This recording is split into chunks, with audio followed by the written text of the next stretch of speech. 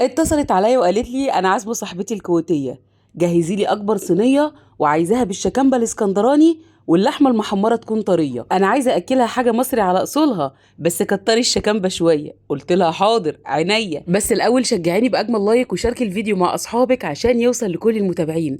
كمان اكتبي لي في التعليقات بتعمليها كده ولا لا. الاول حله كبيره كده حطيت فيها معلقه سمنه وهصدم اللحمه على طول عشان انا عايزه اعمل اجمل شوربه لحمه. تشويحه بسيطه كده، اللحمه تتحول من اللون الاحمر للبني. هننزل بالبصل وطماطمايه وكمان جزرايه. الجزرايه بتفرق قوي في شوربتها. هبتدي انزل بالميه المغليه، وقبل ما احط التوابل هبتدي اشيل الريم اللي فوق الوش ده بيأثر جدا في نقاء وطعم شوربه اللحمه. دلوقتي بقى هنزل بالورق اللورا، هنزل بالفلفل الاسود الحب والحبهان. بفضل الفلفل الاسود يكون حب عشان الشوربه ما تغمقش قوي. كمان معلقه من السكر، وهغطي عليها واسيبها تستوي براحتها. طبعا بتحطي الملح في الاخر بعد ما اللحمه تستوي. دلوقتي بقى معايا عيش حوالي كده 5 6 رغيفه مقطعاهم، وعليهم كده معلقتين من السمنه البلدي، وهبتدي ادخلهم في الفرن عشان ياخدوا اللون المحمر ويتحمصوا. تعالوا بقى نجهز الصلصه بتاعتها. اكتبوا لي في التعليقات عرفتوا انا بعمل ايه ولا لا. حطيت معلقه حلوه من السمنه، معلقه صغيره من الثوم. اول ما تصفر نزلت بشويه من الكزبره الناشفه. هحط كمان كده فنجان صغير من الخل، وهنزل بعصير الطماطم المضروب والمتصفي. احط بقى شويه من الفلفل الاسود، معلقه من السكر، نص معلقه كمون، وهبتدي احط الملح. بس كده وهسيبها تتسبك. بصوا بقى شوربه اللحمه، حطيت هنا في المرحله دي الملح وخلاص قفلت عليها. كانت خلاص الطماطم قصرت واتسبكت بالشكل ده. طبعا الشوربه بتاعت الفته بتاعتنا لازم تبقى ايه، لا خفيفه ولا تقيله، وسط. احلى شويه فته هتعمليهم بالتكات دي. تعالوا بقى نشوف ايه الشكامبه وايه حكايتها. هنبتدي نحط معلقه صغيره سمنه، معلقه صغيره من الثوم المفروم، ورشه من الكزبره الناشفه. التومه تصفر، هننزل برضو ب3 معالق كبيره من الخل وقد كوبايه من الشرب. وهي دي بقى الشكامبه يا ست الكل.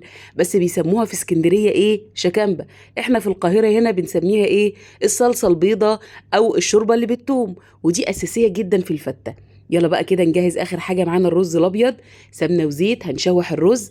اهم حاجه تقلبي في الرز مع السمنه والزيت لغايه اما يفلفل. بعد كده هتنزلي بالشوربه او بشوربه على ميه. بس انا عملته بشوربه اللحمه، فكان شويه رز ما شاء الله حلوين قوي.